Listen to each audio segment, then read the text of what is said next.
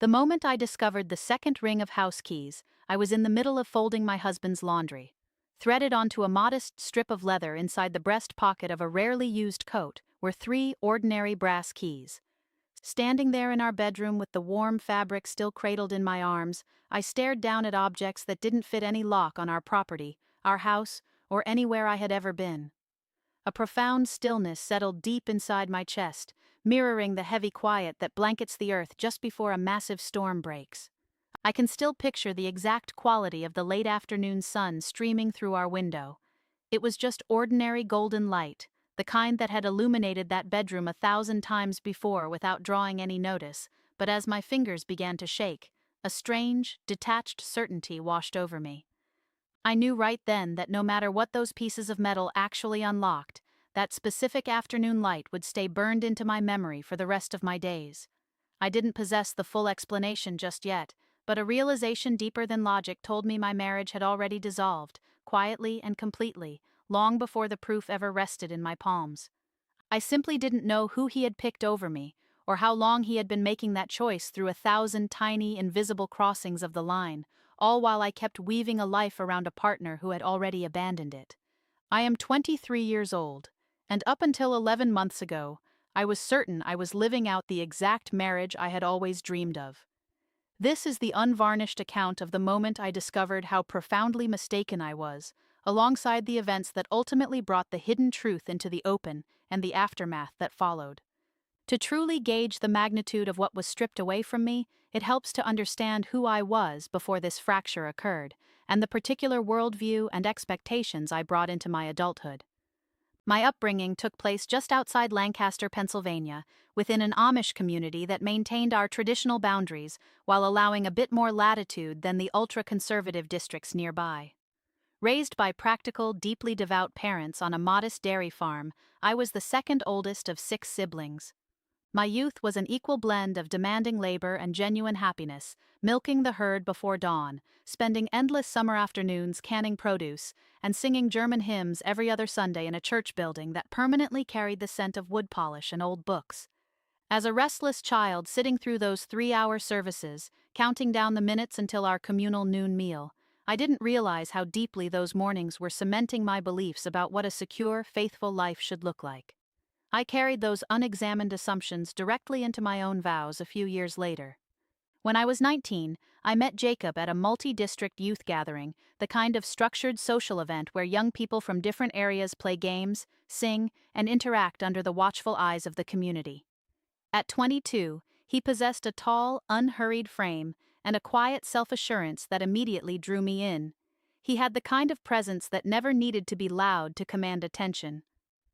Our very first conversation happened during a casual game of volleyball, centered on nothing of real importance, yet I walked home that night with a distinct lightness in my chest that no previous courtship had ever given me.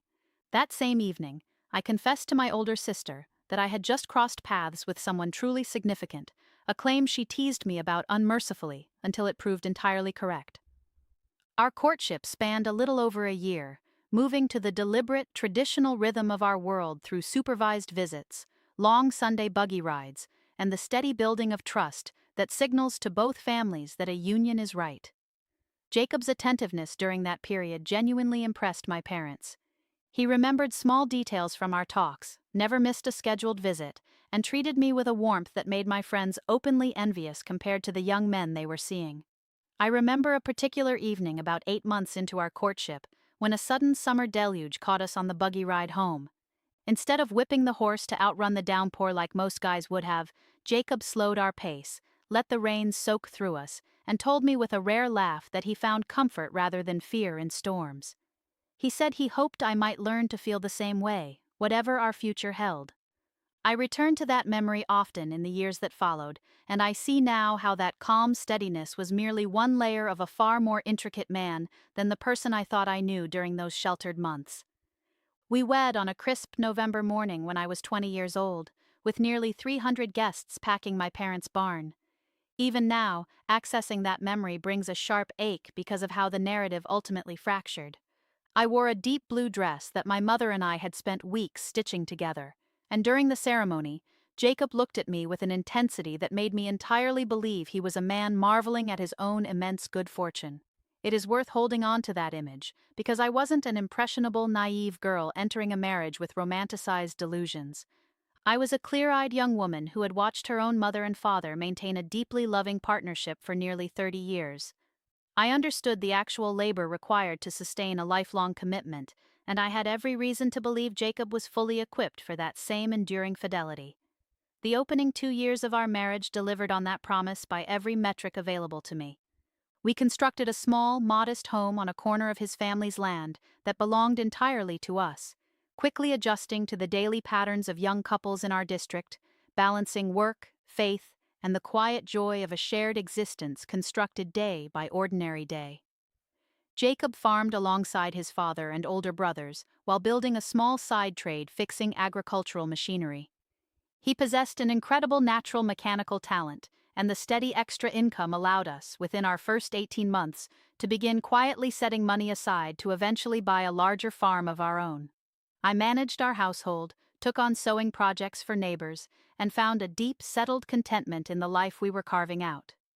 I refuse to paint that period as flawless, because no genuine marriage is, and the integrity of this account requires telling the truth about the actual friction of our lives, rather than offering a fairy tale. We had our share of normal disagreements, mostly about finances, or navigating how much time to spend with our respective extended families. Once Jacob formed an opinion, he could be incredibly stubborn and slow to budge, even when I laid out perfectly logical counterarguments. For my part, I could be terribly impatient, especially early on as I adjusted to the heavy responsibilities of managing a home for the first time. Yet beneath those everyday irritations, my faith in the bedrock of our relationship never wavered. Watching him work tirelessly for our future and show up without fail for every family and community obligation, I remained convinced I had married the exact, steady, dependable partner I had prayed for. The ground began to shift in our 3rd year of marriage, roughly 14 months before those 3 brass keys came to light. The change was so incremental and faint that I only recognized its significance much later, with the clarity that hindsight brings. It started with small absences. As Jacob's repair business gained traction, he had to travel to outlying districts to fix machinery for clients who couldn't transport their equipment to his shop. While these trips had always been part of his routine, I noticed during that 3rd year that they were becoming more frequent and lasting longer. Initially, I dismissed any concern.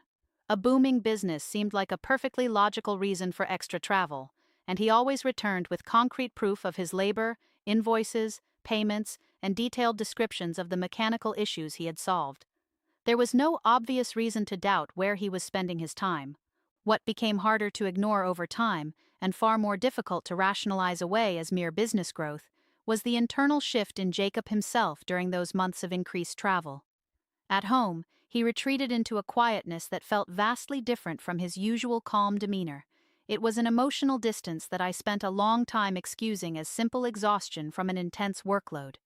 He also began checking the small kitchen calendar with a strange regularity, a habit that struck me as odd, since he had always kept his schedule perfectly memorized without needing a written reminder. More than once during those months, I asked him gently if everything was truly okay, or if the pressure was getting too heavy to carry. Each time, he assured me he was just worn out from the road. I accepted his word because he had never given me a single reason to suspect his honesty in all our time together. There is one evening, roughly 4 months before the keys appeared, that stands out because I now know it was the moment our trajectory fundamentally altered, even if I missed the signs then. Jacob had just come home from a 3-day job in a district nearly 40 miles away, a longer stretch than his usual trips required. He carried a restless energy beneath his usual quiet mask, a vibe I had never witnessed in him before. After we put our 2 young sons to bed, we sat out on our small porch in the cooling air, and I asked him softly if something had gone wrong on the trip that he needed to vent about. He stayed quiet for a long stretch, long enough that the silence began to feel heavy. Then he admitted he had been questioning whether our current life was truly the path he wanted to tread forever. I was completely blindsided by his words, coming after 3 years of what I believed was an unshakable foundation. When I pressed him to explain, he spoke with a calculated vagueness, stating he often wondered if he had married too young, and if there were entire dimensions of human experience he had bypassed by taking on the heavy mantle of husband and father so early. I looked him in the eye and asked if he regretted marrying me. He said no, claiming it was far more complex than mere regret. At the time, I took that as a sign of vulnerable self-reflection, but I see now it was just the careful verbal tap dancing of a man deeply entangled in a double life he wasn't ready to voice. I had no idea that night on the dark porch that Jacob had crossed paths with a woman named Naomi during his earlier repair trips to that distant district. Naomi belonged to a far more progressive Amish community than ours, one that allowed certain modern conveniences banned in our district, and his growing fixation on her and the alternative lifestyle she embodied had already started dismantling his commitment to our future. Naomi was 26, 3 years my senior, and had been widowed about 18 months prior when her husband died in a farming accident. Her district permitted things our community viewed as dangerous bridges to the outside world, like limited household electricity and indoor telephones rather than shared community phone booths. It was a different, and to Jacob, highly alluring version of the traditional life he knew. Their introduction was entirely mundane. He had been hired to service the aging farm equipment she inherited, a task that required multiple return visits over several months. Gradually, those professional interactions evolved. Their conversations drifted past mechanical repairs into a deep emotional intimacy that Jacob later admitted grew so large he began inventing business reasons to travel out there just to be near her. Looking back with the perspective of time, I've come to realize that Jacob's draw to Naomi wasn't solely about her as an individual. Instead, she was the physical manifestation of an alternative existence he had been quietly craving. I eventually discovered he had been harboring deep unspoken doubts about our district's strict ordnung for years before he ever met her, doubts he kept entirely hidden through our courtship and early marriage. Naomi and her more lenient community offered him a concrete escape route for questions he had buried for a very long time, an opportunity our conservative life could never provide. The final unraveling happened on an ordinary Tuesday afternoon 11 months ago, nearly 7 months after that unsettling conversation on the porch. Jacob's emotional absence had grown agonizingly stark, though I was still trying to excuse it as work stress. That evening, I confronted him about the 3 keys I had found in his coat. He fell into that same calculating, heavy silence I remembered from the porch months earlier. Then, with visible strain, he confessed that the keys belonged to a small house he had secretly rented under his own name in Naomi's district 5 months prior, using it as a personal base during his frequent trips. When I asked him directly if there was someone else, his prolonged silence answered the question long before he found the words to voice it. He finally looked at me and admitted he had fallen deeply in love with Naomi over the course of the year. He confessed he had been agonizing through months of deception to figure out his next move, readily owning that he had handled the entire situation with a profound lack of honesty and fairness toward me. The weeks that followed that admission were easily the darkest, most agonizing stretch of my existence. Grief and fury became so completely intertwined that for days at a time I couldn't separate one from the other. I pounded Jacob with every question tearing through my mind, demanding to know the full timeline of his betrayal and questioning if our vows had ever held any genuine truth for him, given the long-standing doubts he had hidden from me. His responses revealed a reality far more layered than a simple case of infidelity, though I refused to use that complexity to minimize or excuse his choices. He insisted our early years together were entirely real, and that his love for me hadn't been an act. However, the internal friction he had felt since his youth regarding our community's strict regulations had intensified until Naomi gave those doubts a tangible destination he simply couldn't turn away from. When I asked why he hadn't just come clean about his doubts years ago instead of building a web of lies, he expressed what looked like genuine, though entirely empty, remorse. He said he had spent years terrified of shattering my expectations and disappointing our families with doubts he barely understood himself, a fear that ultimately drove him into a deception far more destructive than total honesty ever would have been. Once the truth of his relationship spilled outside our walls, the community's reaction laid bare the intricate, heavy ways our world navigates marital collapse.